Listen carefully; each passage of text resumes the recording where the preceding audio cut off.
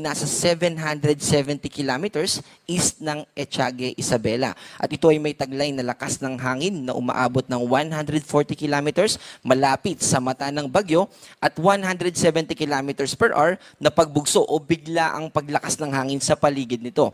Ito ay kumikilos pa northwestward papunta dito sa extreme northern Luzon sa bilis na 10 kilometers per hour. At nakikita din natin na habang lumalapit ito sa ating kalupaan ay nandun din yung tsansa na mas lumakas pa ito from typhoon to super typhoon na kategory. Bukod dito kay Bagyong Nando ay meron pang nakakaapekto sa ating bansa at ito yung hanging habagat or southwest monsoon. At dahil sa epekto o sa pag-ikot nitong si Bagyong Nando, na-enhance niya o nahihigop din niya yung moisture o yung katubigan na associated dito sa hanging habagat. Kaya naman, yung mga kababayan natin na nakatira dito sa western part ng ating bansa, kasama po dyan yung Metro Manila, Calabarzon, Mimaropa, ganun din dito sa Panay Island at Negros Island region, ay makakaranas din ng mga pag-ulan at mga pagbugso ng hangin. Ito namang si Bagyong Mirasol, formerly na nasa Philippine Area of Responsibility pa siya, ay mas sumina pa at wala itong direktang epekto sa anumang parte ng ating bansa. Ito po yung ating track patungkol sa tatahakin nitong si Bagyong Nando.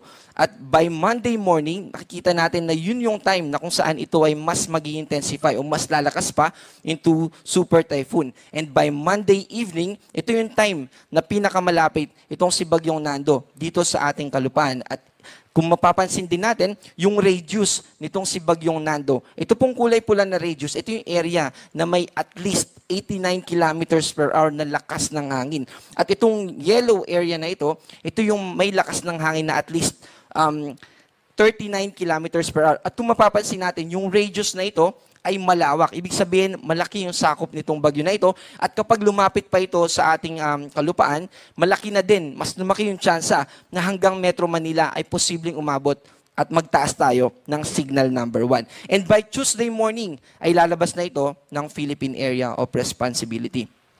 At dahil dito kay Bagyong Nando ay meron tayong nakataas na signal number 1. Ito yung mga lugar na makakaranas ng lakas ng hangin na umaabot ng 39 hanggang 61 kilometers per hour. At dito yan sa Batanes at yung Babuyan Islands na part ng Cagayan, kasama yung Ilocos Norte, northern portion ng Ilocos Sur, Apayao, Abra, Kalinga, Mountain Province, Ifugao, Nueva Vizcaya, northern and northeastern portion ito ng Nueva Vizcaya, probinsya ng Quirino, northern and central portion ng Aurora, buong Isabela Province, and also northern and central portion ng Catanduanes.